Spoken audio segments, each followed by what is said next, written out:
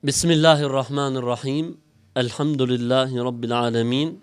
Wassalatu wassalamu ala ashrafil anbiya'i wal mursalin, nabiyyina Muhammedin wa ala alihi wa sahbihi wa sallama tasliman kabira. Alhamdulillahi ala ni'matil Islam. Alhamdulillahi ala ni'matil iman. Alhamdulillahi ala ni'matis sunnah. Alhamdulillahi ala ni'matis sihhati wal afiyah. Alhamdulillahi ala ni'matil ukhuwati fillahi azza wa jal. Allahumma ij'al jam'ana hadha jam'an marhuma wa tafarruqana ba'dahu ma'suma. Allahumma la taj'al fina wala ma'ana shaqiyan wala mahruma. Me emrin e Allahut, të gjithë mëshirshmit mëshiruesit, Allahun xhalla xhelaluhu, Zotin krijuesin e botrave, falenderojmë. Mirësitë, bekimet, paqja dhe mëshira e tij qoftë mbi të dashurin e tij dhe të dërguarin e tij Muhammedin sallallahu alaihi wasallam, dhe mbi të gjithë ata besimtarë dhe ato besimtare që ndjekin dhe pasojnë rrugën e tij deri në ditën e gjykimit. E falenderojmë Allahun xhalla xhelaluhu për mirësitë e tij të panumërta, po padyshim se mbi të gjitha këto mirësi qëndron mirësia e udhëzimit në Islam. O Allah, ty takojnë falënderimet që na udhëzove në Islam. O Allah, ty takojnë falënderimet dhe lavdrimet që na udhëzove në iman. O Allah, ty takojnë lavdrimet dhe falënderimet që na udhëzove për të qenë pasuesit e sunetit dhe traditës së pejgamberit sallallahu alaihi wasallam. O Allah, o Zoti i gjithësisë, ty takojnë falënderimet që na bëre neve për atyre njerëzve që ndjekin udhën të cilën e skicuan të parët tanë të mirë. O Allah, ty takon falënderimi për shëndetin, për kuvetin, për mirësitë e panumërta që na ka dhënë. O Allah, ty takon falënderimet për këtë takim kaq të mirë vëllazëror, me të cilin dhe në të cilin, sikur mos kishte dobi tjetër, vetëm se na ushtu besimi dhe imani, do të ishte e mjaftueshme. Lut Allahun xhalla xhelaluhu që të jetë për aty në takimeve dobishme dhe të mira që ta kemi të rezervuar dhe të depozituar ditën kur do të takojmë Allahun xhalla xhelaluhu. Atë ditë të vështirë ku asgjë s'bën dobi përveç se veprat e mira dhe zemra e shëndosh. I lutem Allahun xhalla xhelaluhu që këtë tubim dhe këtë takim ta bëj të falur dhe të mëshiruar. O Allah, o Zoti i gjithësisë, mos lër në mesin tonë njëri pa e fal.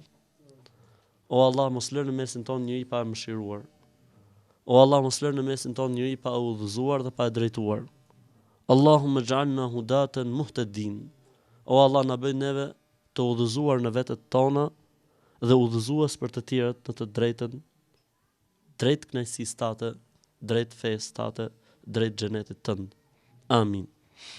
Me shpresën të madhe Zot xhalla xhelalu do të jetë kjo pjesë e ligjëratës, domethënë ky takim i ndarë në dy pjesë. Pjesa e parë do të jetë raportin ton si musliman me gjërat e reja që kanë dalë, si duhet pozicionohemi. Pjesa e dytë do të jetë një përmbledhje e asaj që është thënë sot dhe ku e morën frymëzimin për këtë që tham sot. Dhe pjesa e fundit do të jetë bisedë e hapur, ku vëllezërit do të jenë të lirë të bëjnë pyetje çfarë të duan dhe si të duan. Të jenë sigurt se nuk do të rrinë pa përgjigje. Njëra për përgjigjeve mund të jetë Allahu alem, dhe përgjigja tjetër mund të jetë ajo që ne mund të dimë në lidhje me këtë çështje në mënyrën se si e trajton Islami. Po un kam dëshirë që të jetë pjesa tjetër, domethënë pjesa e fundit të jetë e hapur, jo e kufizuar, nuk ka asnjë problem, pranohen të gjitha pyetjet, diskutimet, sugjerimet, madje edhe vërejtjet. Sepse vëllazëria nuk do të kishte kuptim nëse nuk do të pranonim edhe vërejtjet dhe këshillat nga njëri tjetri. Mirë. Pozicionimi i besimtarit ose i thirrësit, më mirë themi, në lidhje me gjërat e reja. Ose po ta shohësh se si e trajtojnë ose si është trajtuar si mesele, thon wasailu da'wati ijtihadiyatun am tawqifiyatun. Mënyrat dhe përballja me mjetet e reja që kanë dalë sot në treg,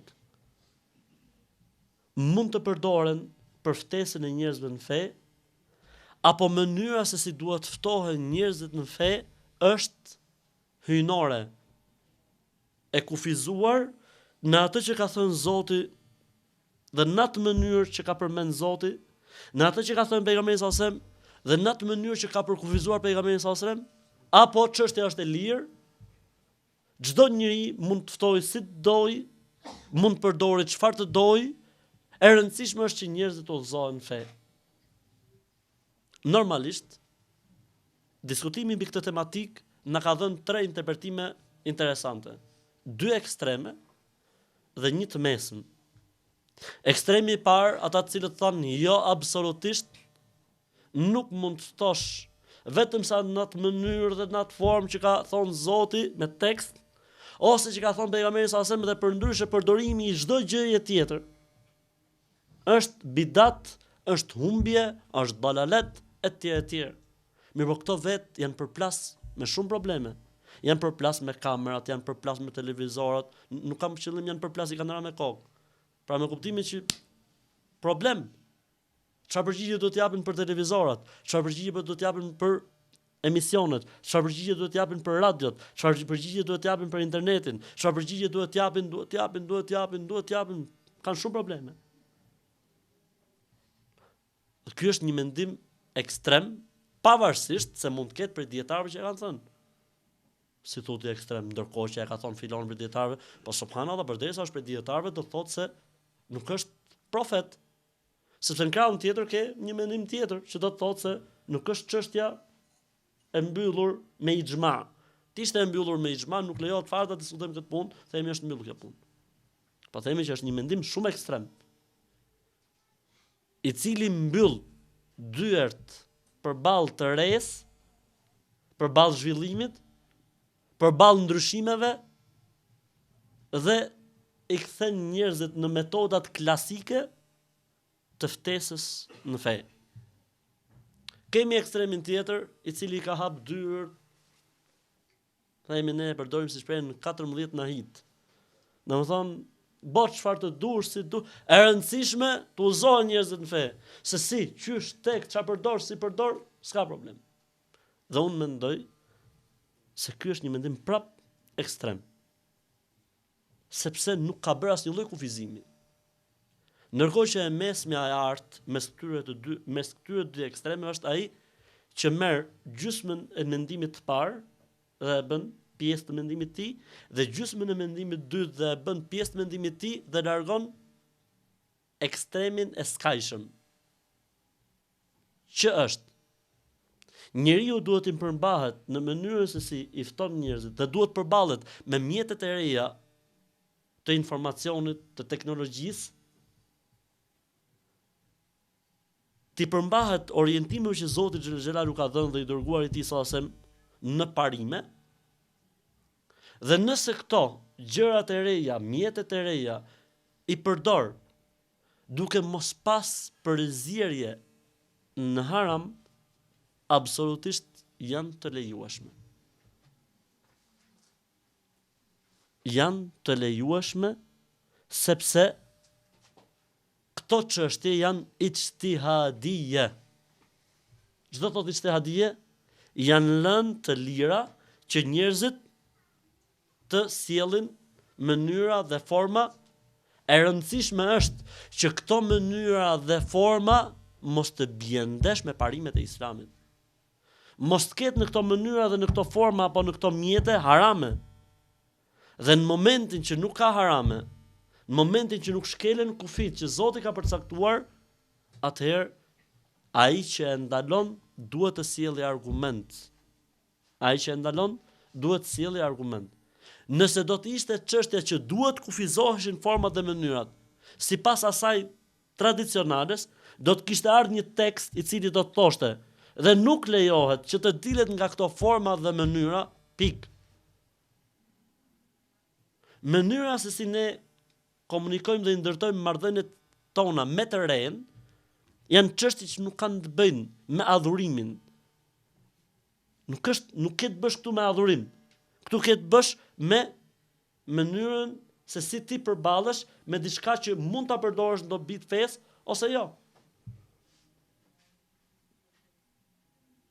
Për këtë arsye, nëse do të jemi me atë mendimin e parë, thash, ne përballemi me shumë probleme. Dhe na mbyllën shumë dyer, të cilat janë dyer komunikimi dhe lidhje me njerëzit. Po ndërse do të shkojmë tek e dyta, që i hap derën çdo lloj gjë, ka probleme, ka harame, ka përzierje, ka gjëra që janë ndaluar në fe, për cilat ka argument të qartë, dhe ky është problem tjetër. Atëherë ne themi që këto janë çështje për këta janë çështje të cilat nuk janë çështje adhurimi. Për këtë arsye janë lënë të lira.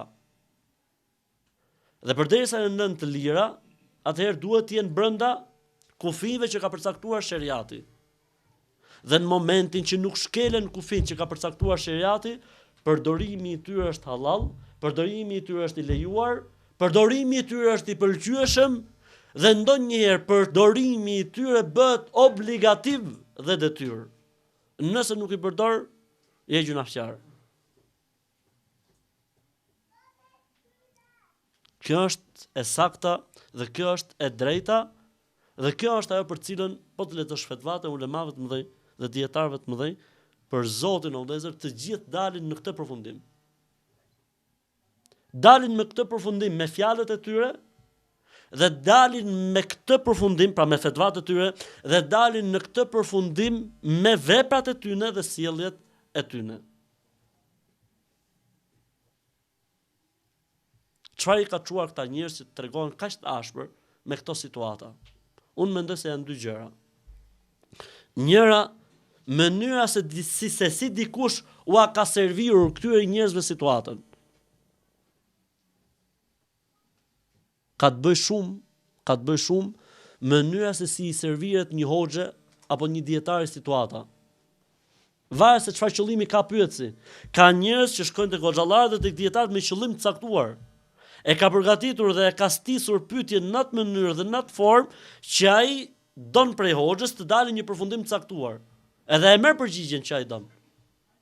Sepse aq bukur ja ka sjell, aq mirë ja ka sjell, saqë nuk i kalon në vend hoxhës për të pasur hapësirë për të menduar. Ka njerëz që i përdorin me kështu e i përdorin me kështu e thonë që kjo është prej Islamit e thonë që kjo, ai thotë si që ka për Islamin, kush thotë për Islam, me që pas ka haram. Ndërkohë që ky vet hoxha, ky dietar i madh, përdor internetin, ka faqe në internet. Ndërkohë që ky hoxha i madh ka emisione në televizore, në satelit.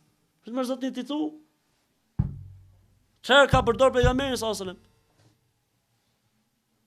Atëherë, problemi i parë është mënyra se si u serviret këtyre hoxhallarëve dhe dietarëve, gjë që i bën këta njerëz që nuk i lënë hapësirë pyetësi, sepse pyetësi është problematik. Kjo është e para. Dhe arsyeja e dytë që i ka çuar këta njerëz të dalin në përfundime të tilla është se dikush i ka keq përdorur këto gjëra, duke i përzier me haramin, edhe duke sikur kjo gjë nuk ka kuptim, po nuk u përdor bashkë me haramin. Për këtë arsye, ndoshta mund të kenë dalë edhe në përfundime të tilla. Për këtë arsye, po të lexosh fetvat e Ibn Uthaymin, për shembull, fetvat e Ibn Xhibrinit, fetvat e Al-Sheikhut, gjithë to absolutisht ijtihadie, e rëndësishme është që në përdorimin e tyre mos të ketë diçka që e ndalon feja dhe besimi. Ose përndryshe mund të përdorësh. Atëherë le të dalim pak më konkretisht. Ne jemi sot përballë internetit, jemi përballë kanaleve televizive, jemi përballë radiove, jemi përballë gazetave, jemi përballë revistave, jemi përballë fletpalosjeve etj. Si duhet pozicionohemi? Sa më shumë që ty të jepet mundësia për të shfrytzuar, për të çuar në vend fjalën e Zotit, shfrytëzoj maksimum. Po si për shembull mund të bëjë një emision në një televizor i cili ka probleme, ka haram, ka programe me muzikë, ka programe me filma problematike, ka etj. Si ka mundësi të dalë një hoxh të japi fen në një kanal të tillë? Tani ku është problemi më zotni? Ky hoxha të paktën nga 24 orë problem dhe zift dhe vrerë dhe humbje dhe xhehenem që predikon ky kanal e bën nga 24 orë, 23 orë gjys. E bën 23 orë. Sa njerëz janë udhëzuar nëpërmjet kanaleve televizive, nëpërmjet emisioneve, nëpërmjet programeve satelitore, sa njerëz janë udhëzuar. Madje revolucionet në botën arabe kanë nisur pikërisht mbasi hoxhallarët dhe dietarët dolën nëpër kanale televizive, dolën nëpër kanale satelitore, dhanë fenë e pastër, dhanë fenë e vërtet, vdiq frika tek njerëzit dhe shpërthyn. Kjo është me dëshmi dhe me statistika. Ku është problemi? S'ka dyshim që më mira është që të kemi një kanal televiziv tonin, cilin e shfrytëzojmë maksimum, në maksimum largohemi nga haramin të tjerë. Por se, kur nuk ka, shfrytëzohet aq sa ty t'jepet mundësia. Nëse ka, elhamdulillah, qëndrojmë aty. Nëse nuk ka, atë shfrytëzohet sa t'jet mundësia. Normalisht kjo nuk është gjë e lehtë. Po kështu në radio, sa t'jetë e mundur? Kemi mundësi me pas një radio tonën, valla e vështirë. Po jo, në filan radio, na jepet një orë në javë, na jepet një orë në ditë. Okej, shumë mirë shfrytëzohet. Po radio ka probleme, ku dëgjon? Çfarë problemi ka? Në të njëjtin kanal televiziv ose në të njëjtën radio vjen dhe një dëshmitar juaj të bën davetin e tij. Si ka mos edhe hoç, çfarë problemi ka? Mirë, pa talemat e vetëm bëj davet ai. Talemat e vetëm. Shumë mirë. Njerëzit shohin alternativën islamit, çfarë ofron ti si musliman? A kemi mundësi ne të kemi një gazetë tonën? Vallai vështirë, leja, ku dëgjon mundësitë ekonomike, etj. Na jepet mundësia të bëjmë një shkrim në një gazetë, elhamdulillah. Jo po në atë gazetë flasin laikët, flasin ku dëgjon këta, ata flasin kundër. Shumë jepet ka dhe një alternativë, që njerëzit të kuptojnë që dëgjoj. Ka dhe një alternativë tjetër. Ku është problemi? Shfrytëzohet maksimum. Vetëm se, po kështu edhe puna e internetit, po kështu edhe puna e Facebookut, e Twitterit, e tjerë. Nëse shfrytëzohen për davet, shfrytëzohen për mirë, elhamdulillah. Normalisht është i rrezikshëm, po nëse njeriu ka aftësi të kontrollojë epshin e tij, vallahi është arritje e madhe. Domethënë, njeriu sot ka mundësi të ketë një kanal televiziv të vetin në YouTube.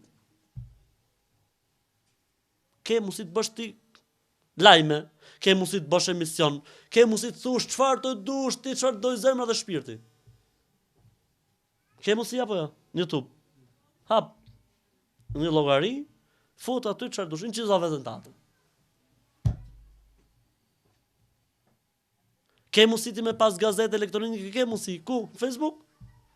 Shkruaj çfarë dush. I shko gazeta sa vetave? Sa? 5000 vetave për herë. 8000 vetave për herë. I llaf shkruan ti. Një sure, një këshill, një gjë interesante. Ku dëgjon etj. Ti çdo thot, shkoj fjala jote tek 8000 veta? Sikur, çfarë them unë?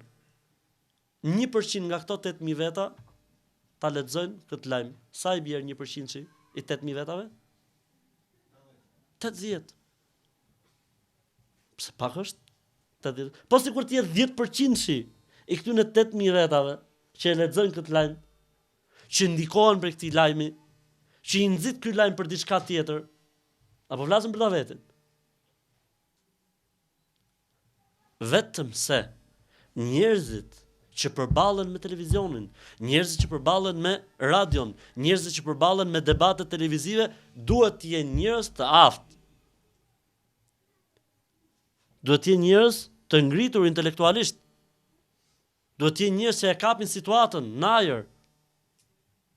Duhet të jenë njerëz që dinë si debatojnë, të dinë termat e debatit. Normalisht kjo ka nevojë për përvojë, ka nevojë për eksperiencë, ka nevojë për lexim, ka nevojë për hulumtim, ka nevojë për studim. E rëndësishme kush, domethënë, i takset këtyre fushave, normalisht duhet të jetë dhe duhet të ketë aftësi. Për sa i përket përballjes me shoqërinë civile, për sa i përket përballjes me publikun. Nëse në gjëra private, siç është Facebooku, siç është Twitteri apo llogaritë të tjera në rrjete të ndryshme sociale, atëherë nuk përbën asnjë lloj problemi, se nuk është kurse fundi a fundit ti thu diçka nga shpirti, nga zemra, një këshill, një porosi, një diçka etj dhe shkoj ku të shkoj, kjo farë, siç e tham, që ti e mbjell, mund të japi efektet mas 2 vjetësh, mas 6 muajsh, dikush e hap, e lexon, nxitet nga kjo gjë, që ai udhëzohet etj.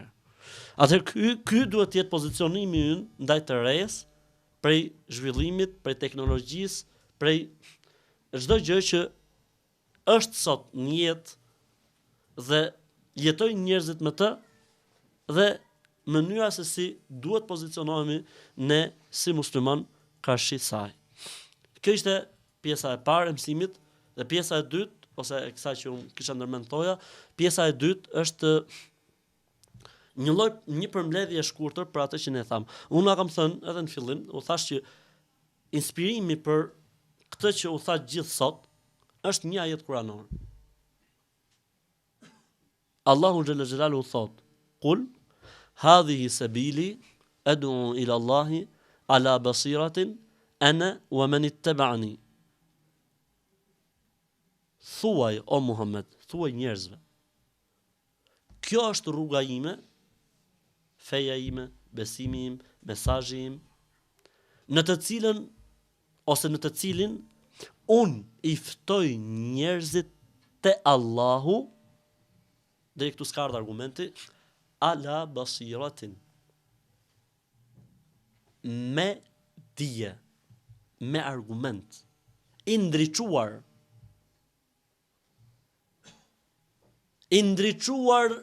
dhe i ditur për atë që pofton, i ndriçuar dhe i ditur me personin që ke përballë, i ditur dhe i ndriçuar për mënyrën se si duhet ta përçojmë këtë të vërtet te ky person që kemi njohur se kush është ky njeri që kemi përpara. Këto janë tek fjala e Zotit ala basiratin. A nuk kemi thënë që Kurani është mrekulli? Në një fjalë dhe për një fjalë, sa mësime u marrën sot? 5 mësime e gjys afërsisht. Kjo është madhështia e kujt? Madhështia e Kuranit. Madhështia e fjalës së Zotit xhel xhelalu. Atëherë kjo fe ngrihet mbi dritën e qartë, mbi argumentin e qartë, mbi dijen e qartë, për atë që flet, mbi dijen dhe argumentin e qartë për atë që ke përpara, mbi dijen dhe argumentin e qartë për mënyrën se si duhet të depërtojmë, të shkojmë tek personi që ne kemi përpara, që mund të jetë individ, që mund të jetë popull, që mund të jetë shoqëri, që mund të jetë grupacion e kështu me radhë. Nusë Allahun xhalla xhelaluhu që të jemi të gjithë pa përjashtim më këmbës të profetit alayhi salatu wassalam në ftesën e njerëzve në fenë e Allahut xhalla xhelaluhu.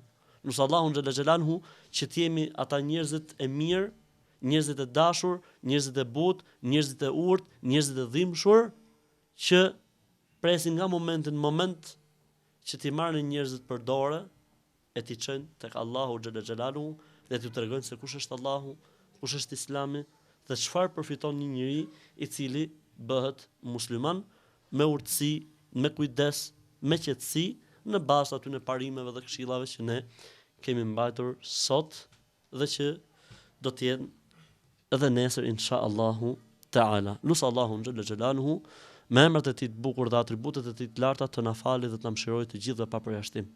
Në Zotin që të jemi hudatën muhtedin, të udhëzuar në vetet tona dhe udhëzues për njerëzit e tjerë. Amin.